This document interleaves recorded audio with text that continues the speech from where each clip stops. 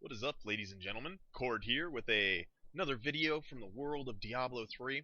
So, what I'm going to do for you guys today on this glorious Tuesday is I'm going to break down an advanced system for your gear with the wizard. I know there's been a lot of questions about why I prefer a one-hander and two-hander, and luckily, now that I have gotten a decent two-hander to borrow from one of my subscribers, I'm going to give you guys an example of exactly why I go with a one-hander, what Act 3 and Act 4, more importantly, mostly for Act 4. As you can tell, this is Inferno Act 4 right here, and frankly, it is incredibly hard. So, let's kind of open up my skill sheet here. So, number one, I'm still running the same abilities that I did before. I still run Wormhole with the teleport ability. Actually, I'll go ahead and go through that before I get into my stats. So, I'm also running Diamond Skin with the increased damage absorb. That damage absorb will absorb maybe one attack periodically from Act 4. If you can anticipate when something's going to charge you, if you know that you need to escape, you can pop that, take the hit, and teleport away. I am running Magic Weapon with the 15% damage increase, as always. That damage increase by 15% combined with the Glass Cannon ability is just great, getting that 30% extra. Running Force Armor with the 35% of maximum life, or reduced to deal 35% of your maximum life. That's only helpful in Act 4 if you're pushing closer to 40,000 health. If you don't have 40,000 health or around there, things will still one-shot you through the armor. So just be aware of that when you're entering into the act. I'm using Piercing Orb as my primary skill, and I'm using Venom Hydra. So, now that we've kind of gone over that, you can see the passives. They have not changed since eons ago. Glass Cannon, Illusionist, Galvanizing Ward. I like the health regen, because if you're doing it right when you're kiting, you shouldn't be hit for 5 to 10 seconds, which means that you're getting, 3,000 life out of that if you can stay unhit for 10 seconds. And that's essentially almost like using part of a potion. So, in my opinion, that's very helpful. You may want to run with something different. It's really personal preference for this slot right here. Illusionist, a must. Something hits you for 15% of your life or more, you get to teleport again. Super, super useful. And Glass Cannon. I mean, technically this is kind of a you can do what you want as well. But I would recommend running it. The 15% damage is pretty good, and since we don't rely on armor and resistances quite as much as other classes, that's not a very big hit for the amount of damage we get out of it. Alright, now let's jump into our stats and everything here. Alright, now as you may notice, I'm running 3.41 attacks a second, and I'm going to break into the big question that I get the most often, is why do you run with a one-hander and offhand when you could run with some big old bad weapon and do that? Alright, fair enough. Good question. Let's go ahead and buff myself here. I'm running 44,962.92 with 3.41 attacks a second. Now, let's watch what that kind of looks like. You see, I'm throwing out orbs pretty fast. It makes it so it's pretty easy. If I do screw up a Hydra throw, like over here, I can legitimately just pop them up real fast. Now, one of my users actually lent me this, and as you can see, there's a huge increase in damage, right? So let's go ahead and put that on. This is a pretty decent one-hander. You're running 1135 with intelligence. It looks like my damage went up, but oh wait. Look at that attacks per second. Oh man. Now, my orbs may be hitting harder, but I'm not going to get near as many out. So, when you're deciding between a two-hander and a one-hander with offhand, you have to decide whether you want to push a lot of attacks or you want to push big, hard-hitting attacks. Personally, I like to throw a bunch of smaller ones that might hit for 20,000 instead of this one, which probably hits for 26, 23, somewhere in there. I would rather see a lot of small numbers. And the reason for that is when you're fighting bosses, you don't necessarily have time to throw a bunch of slow-moving orbs at them. So if you've got, let's swap back over, if you're fighting Asmodan, which is the boss that I'm currently farming quite often, I basically sit here and I spam for like 6, 7, 8, 9 seconds, and that's you know, three every second I stay on him, I'm throwing 3.41 attacks at him. While with this one, I would only be throwing 1.95. So throw, back up. On that, if you do use the two-hander, your Hydra is going to be hitting harder because it just goes off of raw damage. It doesn't care what your attack speed is. It goes off of raw damage. So that's kind of the reason that I run a one-hander. So now that we've kind of knocked that out, it is personal choice. I mean, I personally like to throw the abilities faster so that I can kind of shoot, teleport off, shoot, run away, do what I need to do. I like to have that speed available to me just in case. Now, let's move into some advanced stats here. We all know that I'm running with an attack speed build, which, if you look at my gear, attack speed increased by 15%, attack speed increased by 13%, 15%, 14, 12, so, and then of course 25. That's a very important stat to be running. It will up your damage like nobody's business, regardless of the weapon you're using. So even if you're using that slow two-hander, getting that attack speed up is going to help a lot. One other thing that I want to go over is movement speed. Like in my other video, the basics of wizard gearing, you need to get movement speed up. I'm personally running a little low. A good number to be sitting at is 24-25%. That 2%, 3% off of my movement speed really does make a difference. So make sure that you're trying to, watch out for the higher movement speed stuff. The anglers, unfortunately, only run 10 or 11% movement speed, so you're going to have to make up for it with either a amulet, I can't remember the name of the legendary, I'll go over those another day, or the ring that has run speed, which is called Unity, that sometimes can proc attack speed as well on it. Alright guys, so in Act 3, you're going to be running into a bunch of things that will attack you regardless of what you're doing or how fast you are. You've got tongue lashers, you've got phase beasts, you've got all of these things that you can't dodge, you can't run from, and that really, really sucks. So even me, I'm running a little bit low right now. I recommend getting your physical resistance up to about 240 if you can manage, while keeping your other stats. This is when it becomes complicated, and as you can tell, even I'm struggling a little bit to try to balance these stats out. Once you hit Act 3, Act 4, you're going to want to start pushing a little bit more resistances, because if you do that, then when you do get hit, your mage armor is going to be a little more effective. And I believe that was the intention Blizzard was going for when they nerfed our armor down. So I would recommend trying to get this physical resistance closer to 240 when you're killing Asmodan and going through that. It'll make your life a lot easier. If you can manage it to get a little bit more resistances than I have, great, but not really necessary. The magic damage is generally avoidable. It's that physical resist that's just really, really rough on us. And you can get the physical resistance up or your armor up. Obviously there's certain pieces that just aren't going to have a lot of armor for us. The Lakuni Prowlers, the Hammerjammers, the Boj Anglers, they're all fairly low-level legendaries that we can't really get away from. Now, on that note, if you get a Talrasha, you can actually find these with upwards of 600 armor. So if you can get something like that, that'll probably help out. Don't be afraid to look for high armor gloves with attack speed, Vit, and Int.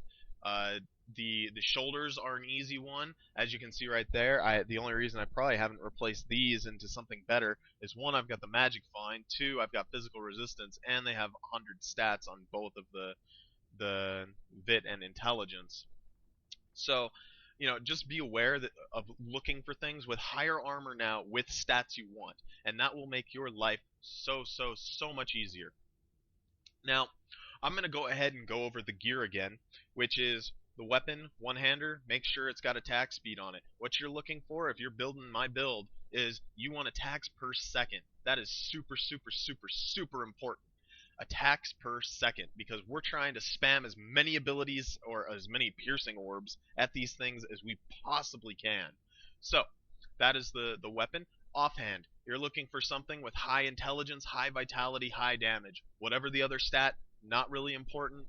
If you can find the shock pulse damage, that will help out with this build as well. I personally have not found one that's reasonably priced yet, but you want to look for something over 80 intelligence, over 80 vitality, with over 200 damage. That is the stats you're looking for in offhand. Alright, the Boj Anglers. These things are basically a must. They've got attack speed and movement speed on them. You want to try to find something with a moderate amount of intelligence. Preferably, you'd want to find one with intelligence and vitality. Unfortunately, most of the people on this server have caught on to us, and they want to overprice these things into ridiculousness. Hammer Jammers. Once again, you want to try to look around. The reason we use these is they've got movement speed on them. The other ones you can use are called Ina's Glory.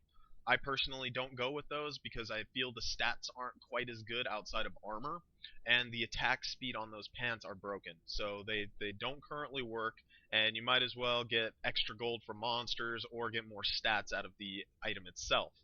As you can see, I've got a 49 int 82 bit one, which really wasn't that expensive. I played a bid war, ended up getting them for, I believe, 330k. So make sure you're kind of browsing around and keep an eye open for some good hammer jammers. Rings. What we're looking for here is intelligence, vitality, and attack speed. This ring is almost perfect. I've seen a couple other ones that are in the 80-ish range with 80 bit that I would really love to have, but people are charging 10 million for it, so I haven't bothered to replace this. Let's go over to the other one. This one, not as good, but it is a good damage ring. You do have the raw damage plus the intelligence plus the socket, so that puts me up over 100 intelligence on this thing with actual increase to damage and attack speed. So that is also okay. If you find two rings like that, wear them. You know, not a big deal. You can find other ways to increase your vitality. Belt. Belt is a important piece. You want to find something that has high intelligence, high vitality, and percentage to life. This belt I lucked out on. I bought it for 35k. I think someone mispriced it. And I mean, the magic find plus having the actual stats you need, just wonderful. The only thing that could make this belt better is instead of fire resist, to have resist all or physical resist.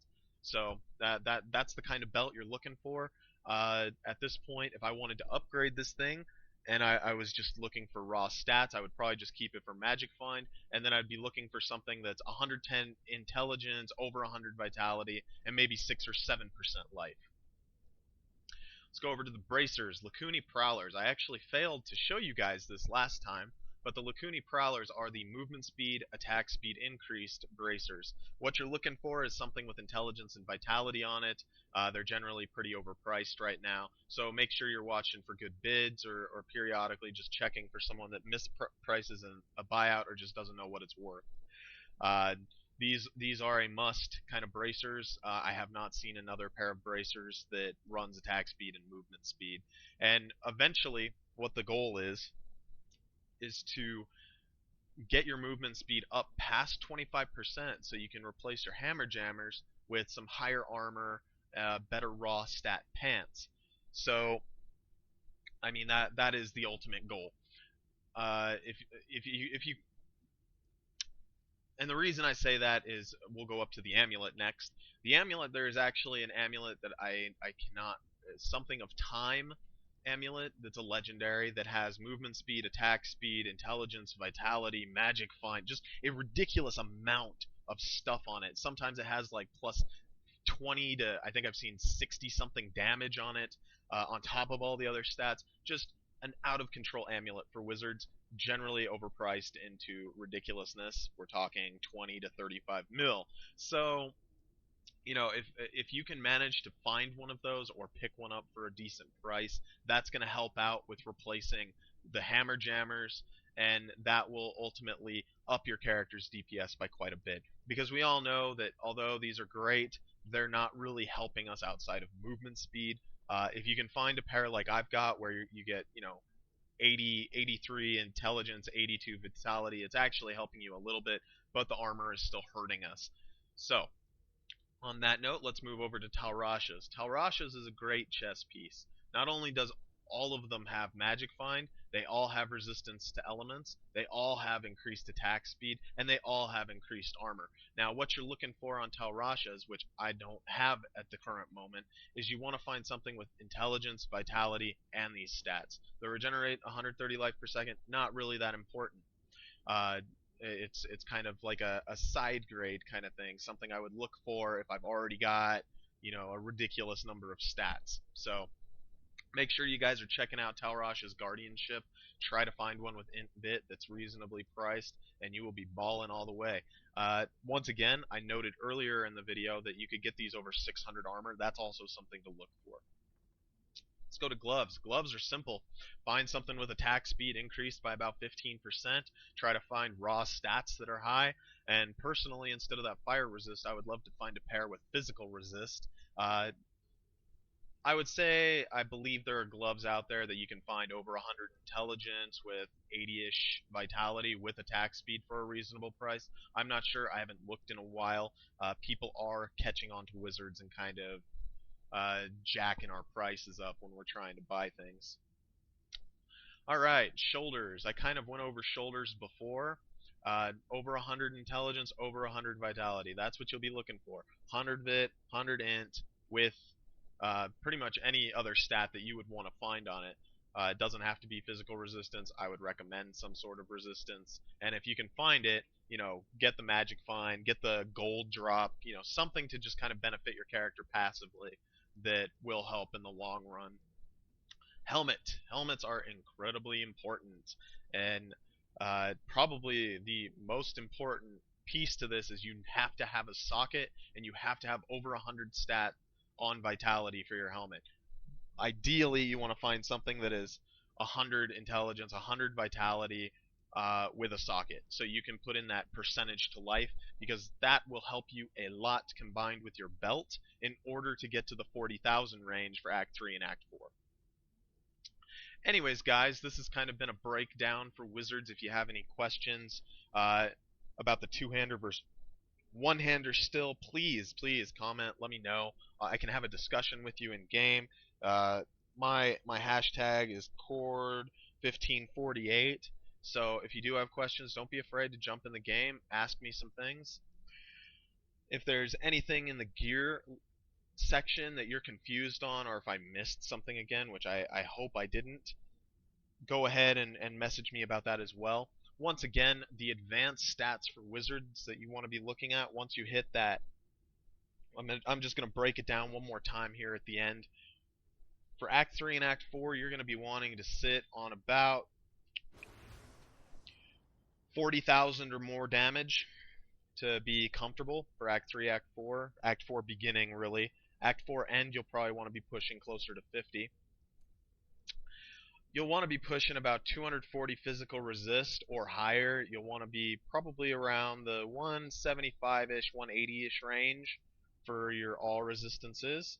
And attack speeds, as long as you're pushing about 2.5, 3 attacks per second, I'm kind of an attack speed fiend, so I push much higher than that. Isn't overly required as long as your damage is high. But once again, just to kind of wrap it up, I'm going to show you guys exactly the difference. Here we go. One-hander, two-hander. And that is the reason I use a one-hander instead of a two-hander. Anyways, guys, if you liked the video, hit that like button. Don't be afraid to leave comments. Get a hold of me in-game, whatever you need to do. Hit that subscribe button so you can keep up to date on Diablo 3, World of Warcraft, and any other game that I decide to dive my nose into. Nothing better than watching Khord beat his face against the wall on all these games. And I will see you guys at the next video. Khord out.